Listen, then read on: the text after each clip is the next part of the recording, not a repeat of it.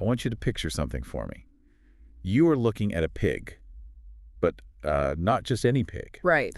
This is a pig who happens to be a ruthless dictator, and he's wearing extremely chic, minimalist, modern sportswear. Oh, wow. Yeah, and he is clutching the latest iPhone. I mean, it is a striking visual to open on, for sure. It's completely surreal. And now imagine this pig is deep in a boardroom-style negotiation with a billionaire tech CEO, and when he speaks, he has the unmistakable, gravelly voice of Seth Rogen. That paints a picture that is miles away from the version of the story you probably read in high school English class. Welcome to the Deep Dive. Today, we are looking at a massive stack of sources covering a film that has caused an absolute earthquake in the cinematic and literary worlds.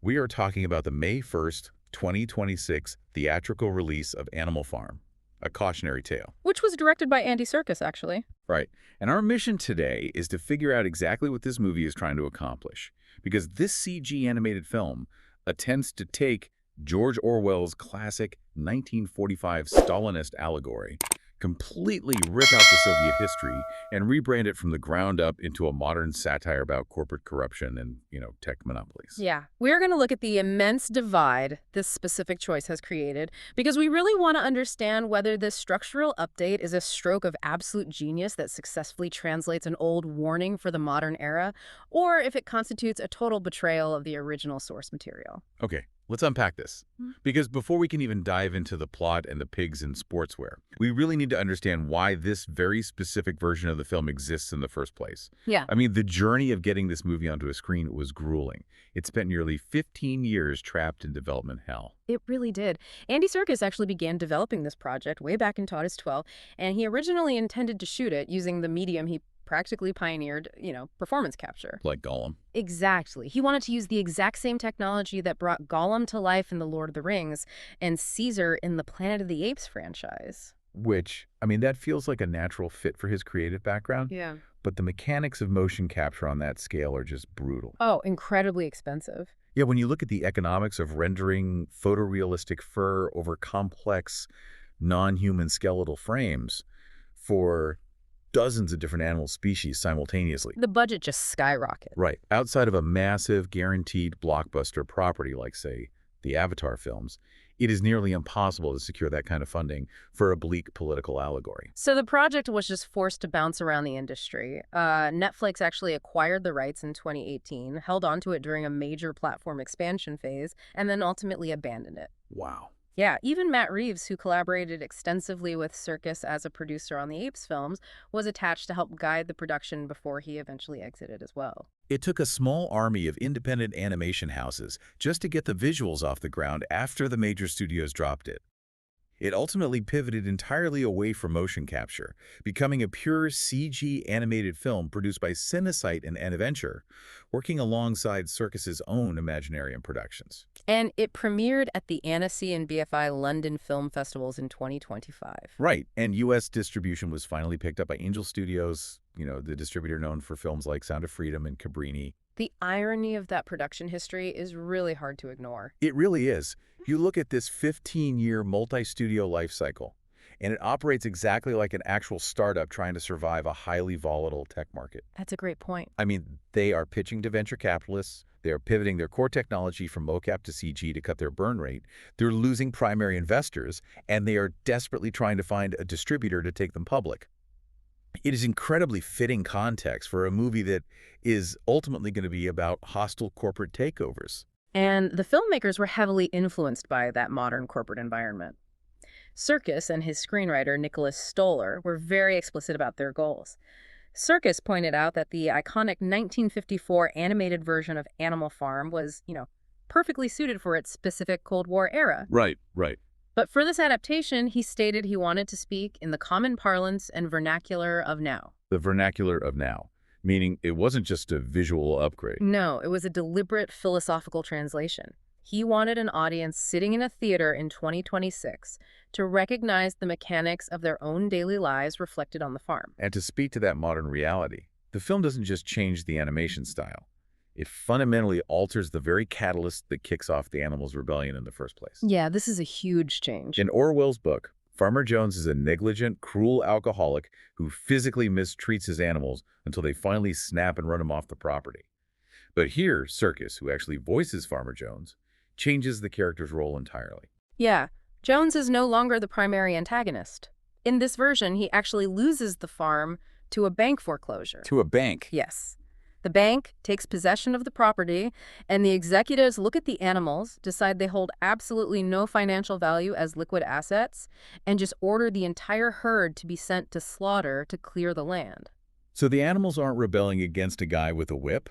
They are rebelling against a faceless financial institution that has looked at a spreadsheet and decided their lives are worth a mathematical zero. Exactly. It fundamentally changes the scale of the threat. Because a cruel farmer is a localized problem, but a global banking system operating on algorithmic profit margins, well, that's a systemic, inescapable threat. But hold on, doesn't that sort of ruin the metaphor? How so? Well, if you swap out a cruel farmer for a faceless bank, you lose the deeply personal, psychological nature of tyranny that Orwell was actually writing about.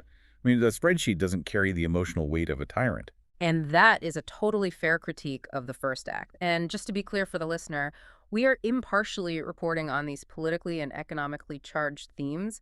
We're not taking sides on systemic banking flaws or corporate allegory. Oh, absolutely. We're just exploring the ideas presented in the text in the film. Right. So the filmmakers attempt to bridge that emotional gap by introducing a brand new character who never existed in Orwell's book. They introduce a young piglet named Lucky, voiced by Gaten Matarazzo. From Stranger Things. That's the one. And Lucky is bright-eyed, heavily idealistic, and possesses one defining trait that alters the power dynamics of the entire farm. He is the only animal who knows how to read and write. Wait, the only one? Because in the original text, the pigs generally teach themselves to read as a collective, which is how they slowly elevate themselves into an administrative class over the working animals. Consolidating all that literacy into one naive piglet is a massive pivot. It really is. It turns Lucky into the ultimate double-edged sword. His literacy makes him essential to surviving the foreclosure because he is the only one who can actually read the bank's complex financial documents and understand the sheer scale of the systemic threat facing them. Right. But that same unique skill makes him incredibly vulnerable to the internal corruption that follows the rebellion. He becomes the emotional spine of the narrative, serving as the audience's surrogate. So we kind of see the farm through his eyes? Exactly. He starts out genuinely believing in the utopian promises of the revolution, and we experience the slow, crushing realization of the farm's decay alongside him. It's a fascinating way to use Orwell's text as a mirror, because depending on your own worldview, you might watch this sequence and see a scathing critique of late-stage unchecked capitalism, while someone else might see a warning about how quickly grassroots liberation movements consolidate into centralized power. Right. The film deliberately plays with both ideas by removing the bank and creating a massive power vacuum. Because a farm without a farmer doesn't stay empty for long. Nature, and especially political nature, abhors a vacuum. The moment the systemic threat of the bank is ousted, two completely different philosophies rush in to fill the void. Which brings us to the clash between Snowball and Napoleon. The classic rivalry. Yes, Snowball, voiced by Laverne Cox, leads the initial revolution with genuine, pure idealism. She establishes the core commandments of the farm: total equality, no adoption of human habits, and absolutely no exploitation of labor. And Cox brings this commanding yet deeply empathetic energy to the role. She does. And under her leadership, the farm actually thrives for a brief period. The animals are working collaboratively, there's dignity in their labor, and they are sharing the yield. But Napoleon is watching from the sidelines, and what Napoleon sees when he looks at Snowball's equitable system isn't freedom or dignity. He sees untapped leverage. Interesting. Yeah, he sees a highly motivated, organized workforce that he can quietly redirect for his own personal benefit. Here's where it gets really interesting, because the film pivots entirely away from the historical rise of the Soviet Union. Napoleon doesn't maneuver to turn the farm into a communist state. He pivots the farm into a ruthless corporate tech startup. Complete with iPhones. Exactly. The chic sportswear, the sleek smartphones, the pigs essentially become the C-suite executives of the farm. What's fascinating here is how Seth Rogen tackles the role of Napoleon.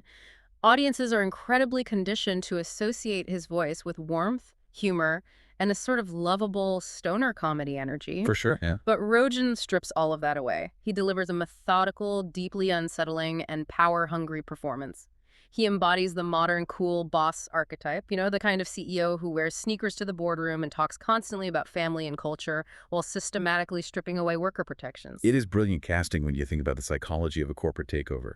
To willingly hand over your rights, the boss has to be someone you originally liked, someone who felt approachable until you realize their every move is dictated by profit margins. And Napoleon doesn't operate alone either. He relies heavily on Squealer, his primary propagandist, voiced by Kieran Culkin. Oh, that's perfect casting. Isn't it?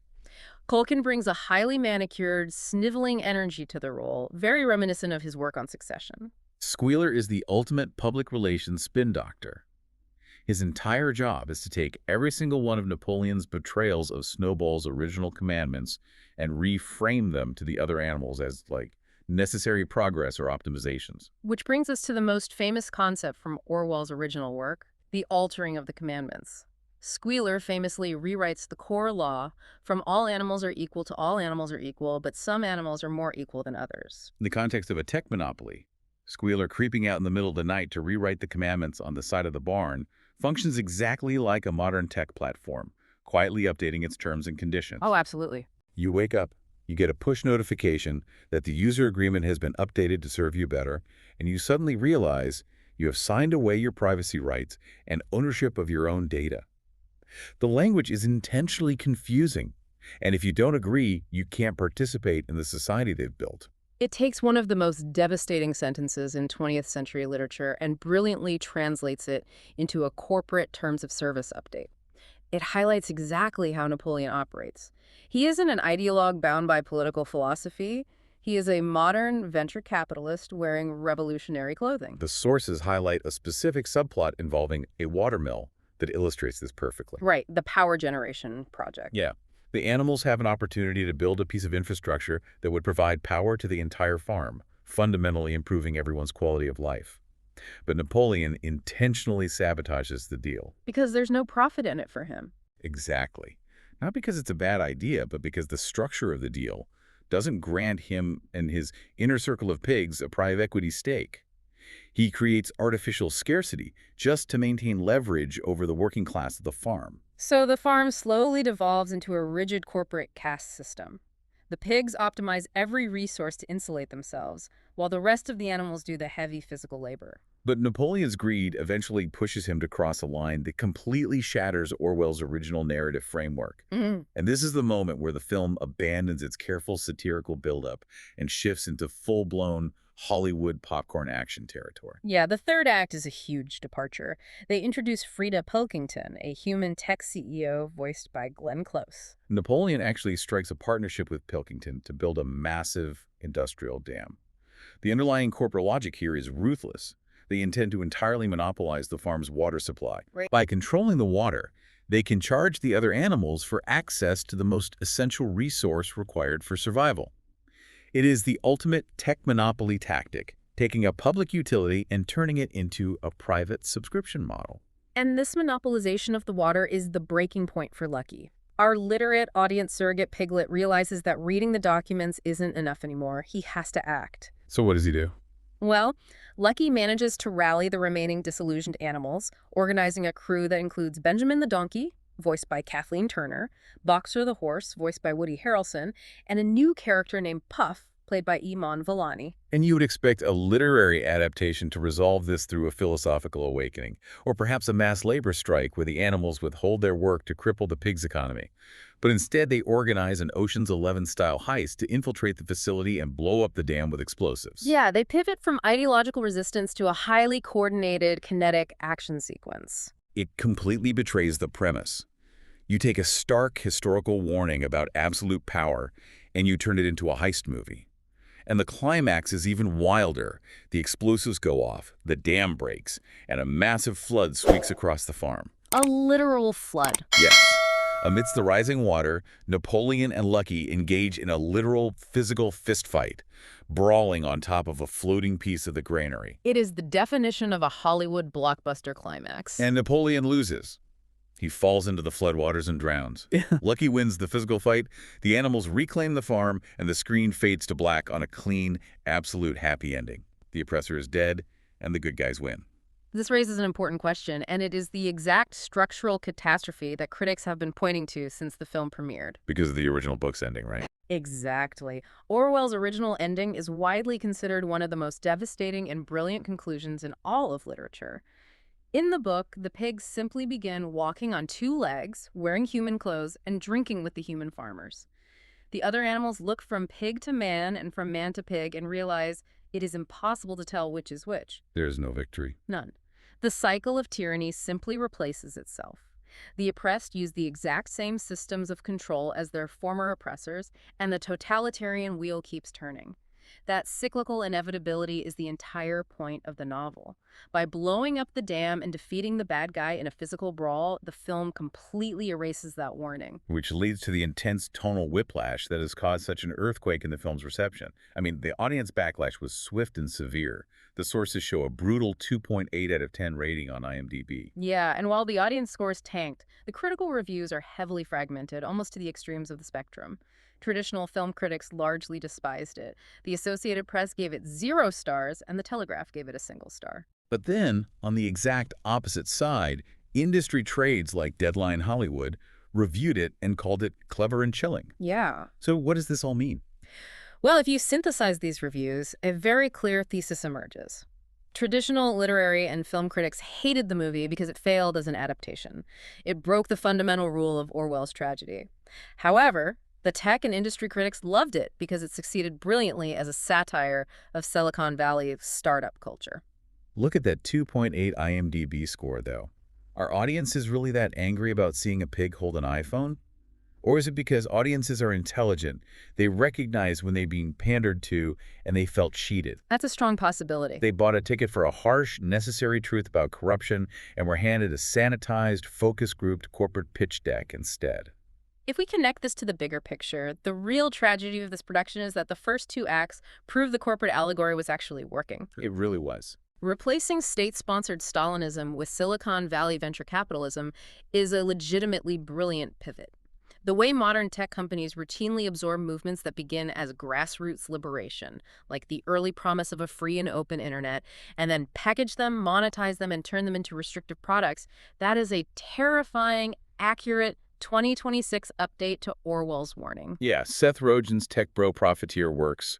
Squealer is a PR spin doctor, updating the terms of service works. But then they flinched. They completely blinked. Serkis and Stoller reached the 3rd act and had to choose between trusting Orwell's devastating warning about systemic power or giving a modern theatrical audience a feel-good resolution. They chose the dopamine hit of a heroic victory over the lingering discomfort of a profound warning. Orwell didn't write a PG-rated heist movie. He wrote a story where the revolution inevitably eats itself because power fundamentally alters the people who hold it. And those are simply 2 incompatible narratives. The warning only functions if the ending is honest about how the mechanics of power actually work. By having the animals win in a clean, heroic action sequence, the filmmakers diluted the very core of what makes Animal Farm endure decade after decade. It is such a massive undertaking to spend 15 years pushing a film through the Hollywood machine, only to stumble at the finish line. So let's pull all these threads together. We've explored Animal Farm, a cautionary tale. A film that took an enormous creative risk by swapping out the history of the Soviet Union for the modern mechanics of corporate greed. It's been quite a journey. We looked at the troubled, startup-like production history, the genuinely unsettling voice acting of Seth Rogen, and the controversial decision to turn a literary tragedy into an action blockbuster. It is a piece of media that lives entirely in the friction of the debate it sparks. Does a corporate corruption allegory hit harder for you today, navigating the world in 2026, than a Stalinist one? We highly encourage you to read Orwell's original book and then go see the film. Yeah. Compare the mechanisms of control in both. The contrast between the two is where the real insight lies. Understanding the translation of those ideas is definitely the most valuable part of the experience. Before we wrap up, I want to leave you with one final thought to mull over. We spent a lot of time analyzing how the film replaces the bleak, systemic failure of the book with a triumphant, explosive heist. But think about the underlying psychology of what that actually teaches an audience. Right. If a modern, highly entrenched tech monopoly can be defeated simply by blowing up a dam and punching the bad CEO into a river, does that falsely teach us that dismantling real-world corporate overreach is as simple as finding a single bad boss to defeat? It reduces a massive structural issue into an individualized conflict. It makes us think that if we just fire the bad apple, the system is magically fixed.